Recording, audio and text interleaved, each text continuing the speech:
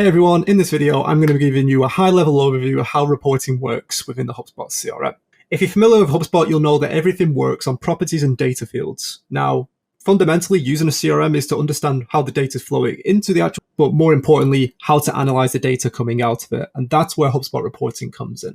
If you go into HubSpot, what you want to do is hover over to reports and either to dashboards or reports. You've also got the use of analytics tools, which is largely analytics based on your HubSpot tracking code.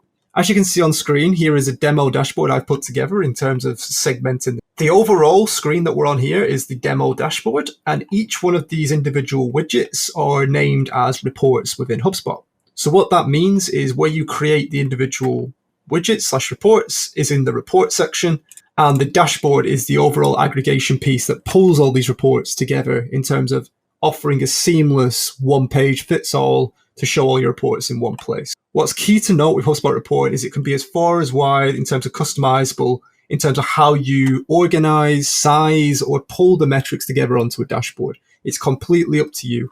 You can resize reports, you can reorder reports at the actual seamless convenience of yourself. What's more important to understand is that dashboards are not limited in terms of having a sales dashboard or marketing. The dashboard can be on any kind of KPI that's relevant to yourself, whether this is web traffic in this instance, which then flows into sessions to new contacts to customers.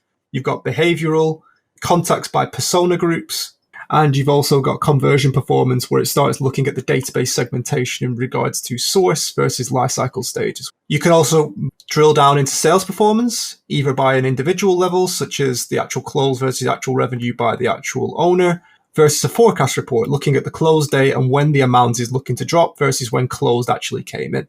You can also, depending on your HubSpot subscription, go into attribution level reporting in terms of basically what was the role of an integration within the overall contact conversion journey, compared to the actual interaction source attribution, which is based on the source and the different touch points they've had across the portal. Also, if you're a B2B business, you may find account marketing very relevant to yourselves, where you can have reports based on the sessions by target accounts, page views by target accounts, in order to prioritize the ABM campaigns you may be well underway with, and then looking at things such as contacts by persona groups as well.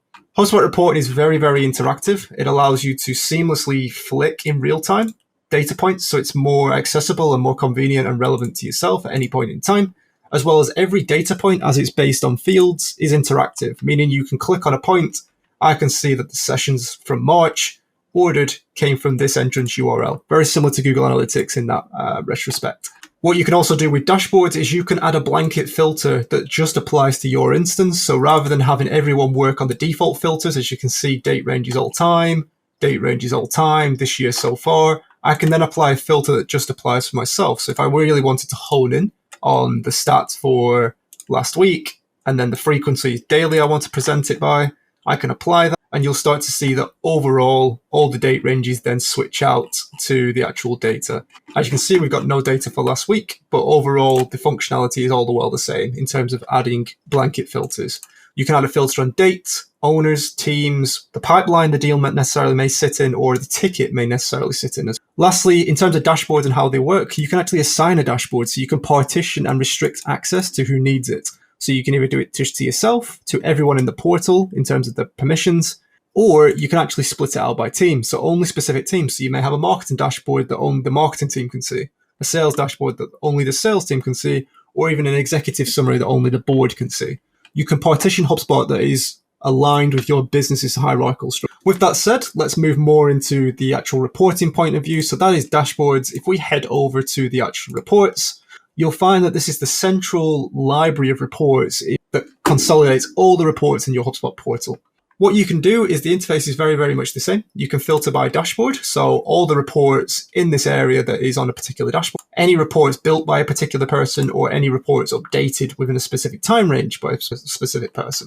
Along the left-hand sidebar, you can see there's also some preset filters in terms of looking at just the reports that I've built. So I've got 50 in this. I can look at my favorite reports. So reports that I may regularly clone and add to numerous dashboards as templates, as well as any custom reports. So this is reports that don't sit within the HubSpot reporting library framework. It's reports you've built from scratch that are relevant to your HubSpot instance, whether that's on specific data fields that you've created for an integration, or specific data fields that you're collecting on forums that weren't with HubSpot out of the box. The last filter is all the reports you've then saved from the overall reporting library, where it's got up to 189 different reports out of the box built that you can add at a click of a button to offer a seamless data-driven approach from the single day that you take out your HubSpot license. Lastly, in terms of getting into good habits, you can also view all the reports that have been created one time in terms of the ones that are not on dashboard, because subject to your subscription, you'll be limited on how many reports you create. So it's always advised you get into the good habit of looking at the reports that are not on your dashboards for quick wins in terms of freeing up space for more reports and more relevant reports versus the actual reports that sit on dashboards and subsequently the actual dashboard they then sit on. What's important to also know is if you have a particular report, you can actually hover over this.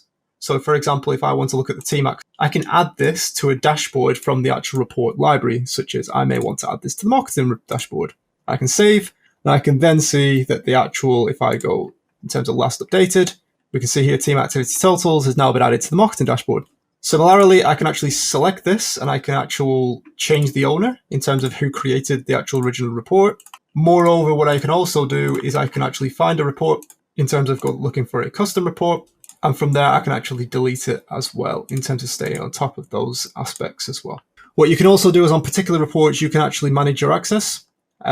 Any dashboards, any reports that are not on a dashboard, you can actually restrict the access. So what you can do is I can go to actions, remove from the dashboard. And if it's a one-time report I want to run, I may want to manage the access so only myself can view it or a particular team as well. And that's pretty much it. That's how HubSpot works in terms of basically you've got dashboards, which is your consolidation piece, which pulls together all the different reports. It's key to note that on a dashboard, you can have up to 20 different reports.